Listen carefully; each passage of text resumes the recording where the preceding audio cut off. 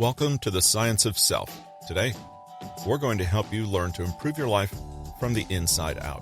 Stick around. Today is May 24th, 2022.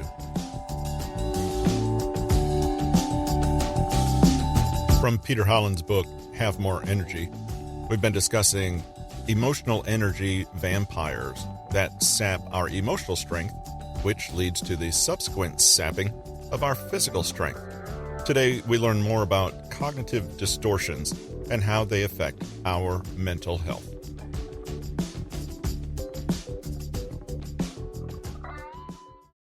All or nothing thinking can also be called tunnel vision. This type of cognitive distortion occurs when you focus only on one outcome or factor to judge an entire situation, and anything else amounts to a failure. Instead of taking a balanced viewpoint, there is only black or white, yes or no, fail or succeed.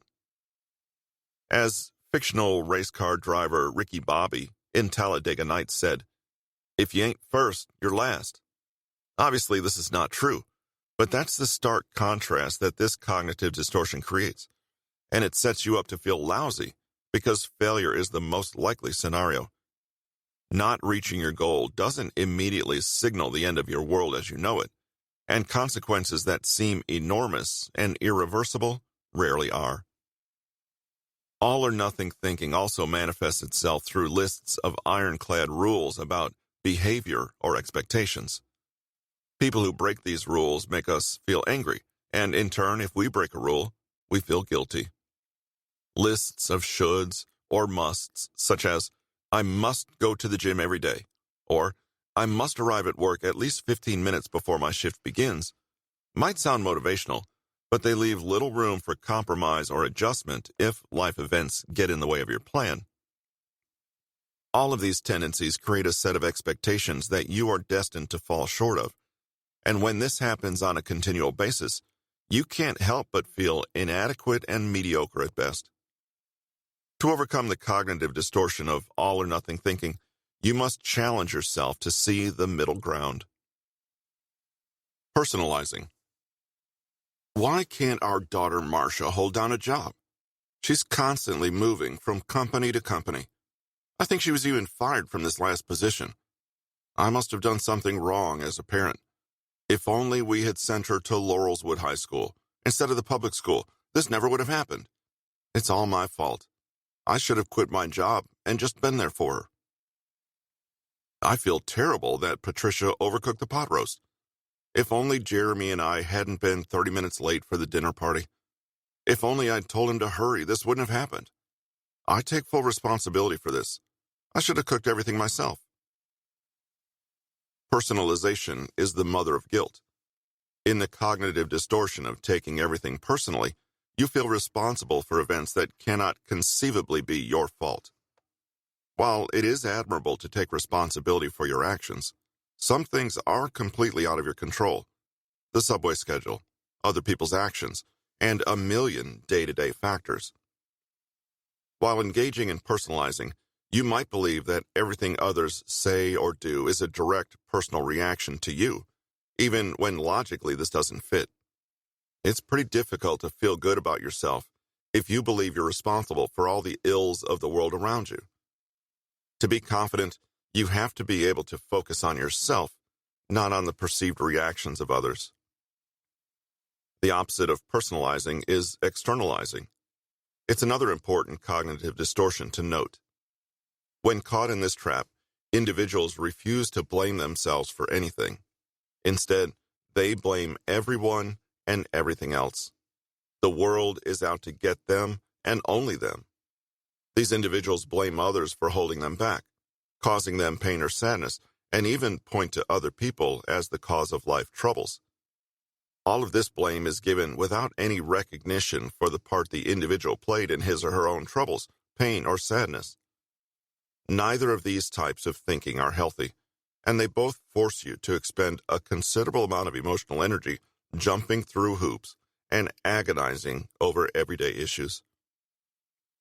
In order to escape from both of these cognitive distortions, question what part you actually played in the event, and consider options in which you're not entirely to blame. Overgeneralization. I'm never going to find a girlfriend because my last date went so terribly. I'm destined to be single forever. He'll never be on time. He was late for both our previous meetings. He's a lost cause. I'm not going to meet with him again. In the trap of overgeneralization, you take one small negative experience and assume all similar future experiences will be negative. Overgeneralization is unrepresentative of reality because you're operating on minimal experience, information, and evidence. You're jumping to conclusions and constructing a world that doesn't exist in reality. It's truly an exercise in imagination, a classic sneaky energy drainer.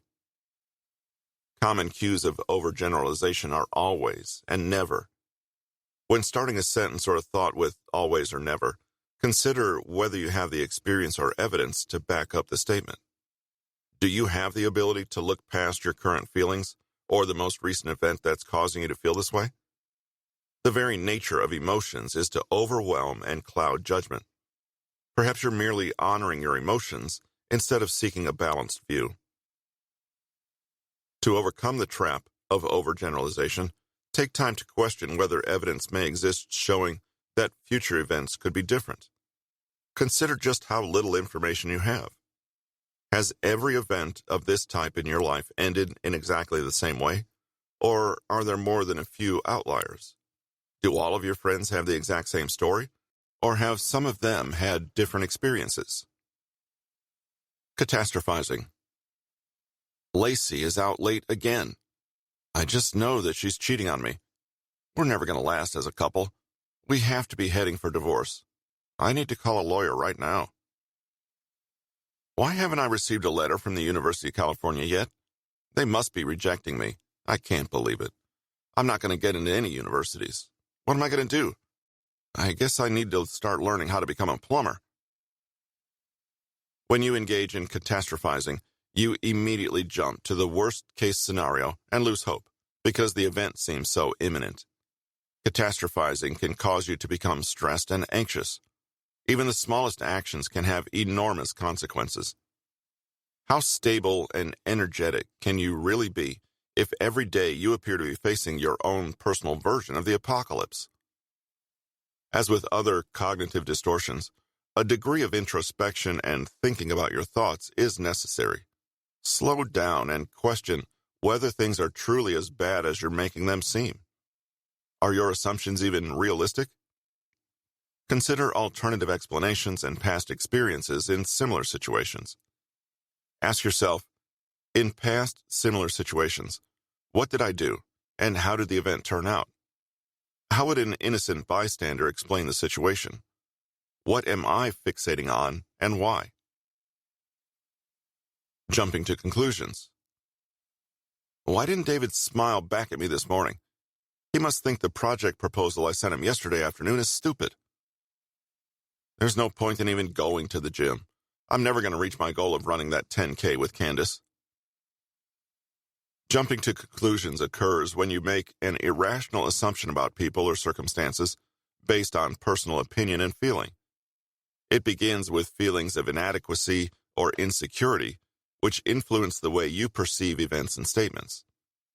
When you observe something that supports your worst fears, you take it as a confirmation of everything you secretly knew to be terrible and true. Just like with other cognitive distortions, it causes you to fall down a rabbit hole of negativity until you end up at the worst possible conclusion. There are two categories within the cognitive distortion of jumping to conclusions: mind reading and fortune telling. While engaging in mind reading, you assume you know what someone else is thinking. It's impossible to know exactly what someone else is thinking, yet with this cognitive distortion, people make decisions based on the imagined thoughts of other people. And, of course, you assume people are always thinking the worst about you.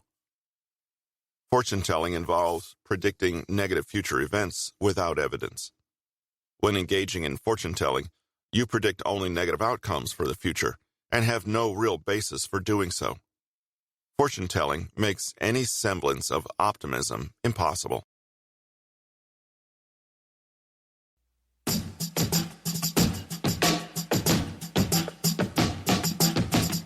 Love this episode of The Science of Self? Then please leave us a review or a rating on whatever platform you find this material on. It's very much appreciated. Thank you.